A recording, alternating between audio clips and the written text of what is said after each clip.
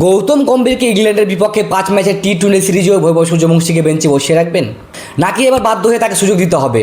ঠিক কী কারণে ভৈভব সূর্যবংশীর প্রথম একাদশে জায়গা পেতে পারেন, সেটাই আজকের এই ভিডিওতে আলোচনা করব, তাই ভিডিওটি শেষ পর্যন্ত অবশ্যই দেখবেন। বন্ধুরা, ভারত ও আয়ারল্যান্ডের মধ্যকার 2 ম্যাচের টি-20 সিরিজে ভারত পরাজিত হয়েছে। এই সিরিজে হারার পর থেকে ক্রিকেট প্রেমীদের মধ্যে একটাই আলোচনা, ভৈভব সূর্যবংশীকে সুযোগ না দেওয়ায় কি বড় ভুল ছিল? সোশ্যাল মিডিয়ায় অসংখ্য ক্রিকেট ভক্ত নিজেদের হতাশ প্রকাশ করেছেন। অনেকে টিম ইন্ডিয়ার টিম ম্যানেজমেন্ট প্রধান কোচ গৌতম গম্ভীর এবং অধিনায়ক শ্রেয়স আইয়ারের সিদ্ধান্ত নিয়ে প্রশ্ন তুলেছেন। কারণ সবাই আশা করেছিলেন যে অন্তত একটি ম্যাচ হলেও ভৈভব সূর্যবংশীকে সুযোগ দেওয়া হবে, কিন্তু পুরো সিরিজেই তিনি বেঞ্চে বসে থাকলেন। মজার বিষয় হলো, ভারত সিরিজ হারার পরে অনেক ক্রিকেটপ্রেমী বলেছেন, যে দলে একজন প্রতিভাবান তরুণ ব্যাটসম্যানকে সুযোগই দেওয়া হলো না, সেই দল হারলেও অবাক হওয়ার কিছু নেই। অনেকেই মনে করছেন যদি ভৈভব সুযোগ পেতেন তাহলে ম্যাচের ফল হয়তো অন্যরকমও হতে পারত, যদিও এটি সম্পূর্ণ ভক্তদের মতামত। এখন সামনে ইংল্যান্ডের বিপক্ষে 5 ম্যাচের বড় সিরিজ, আর আমার মনে হয় এই সিরিজে গৌতম গম্ভীরের পক্ষে ভৈভব সূর্যবংশীকে আর বাইরে বসিয়ে রাখা খুব সহজ হবে না।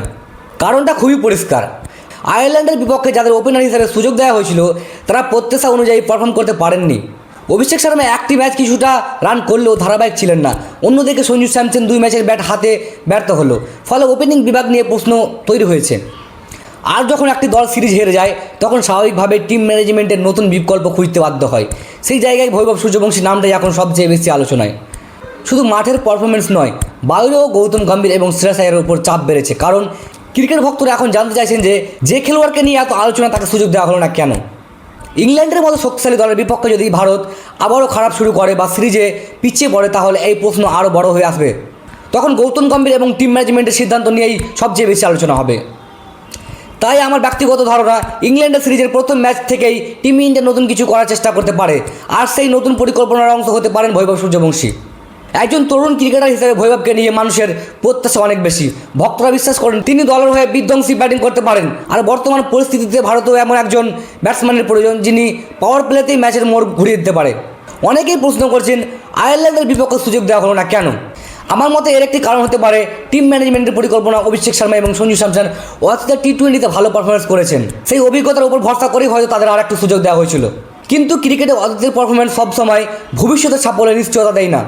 যখন একটা সিরিজ হারতে হয় তখন নতুন মুখকে সুযোগ দেওয়ার দাবি আরও জোরালো হয়ে ওঠে, আর সেই কারণে ভৈভব সূর্যবংশীর নাম এখন সবচেয়ে বেশি আলোচনায়। ইংল্যান্ডের বিপক্ষে সিরিজটি ভারতের জন্য খুবই গুরুত্বপূর্ণ। শুধু জয় নয়, দল নির্বাচন নিয়েও এবার সবার নজর থাকবে।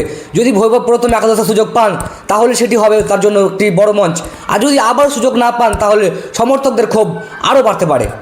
তবে শেষ সিদ্ধান্ত অবশ্যই টিম ম্যানেজমেন্টের। গৌতম গম্ভীর, শ্রেয়স আইয়ার এবং নির্বাচকরা পরিস্থিতি বিবেচনা করেই একাদশ ঠিক করবেন। কিন্তু বর্তমান পরিস্থিতি থেকে আমার মনে হচ্ছে ভৈভব সূর্যবংশীকে এবার সুযোগ দেওয়ার সম্ভাবনা বেশি। এখন দেখার বিষয় ইংল্যান্ডের বিপক্ষে প্রথম ম্যাচ টিম ইন্ডিয়া একাদশে ভৈভব সূর্যবংশীকে রাখে কি না।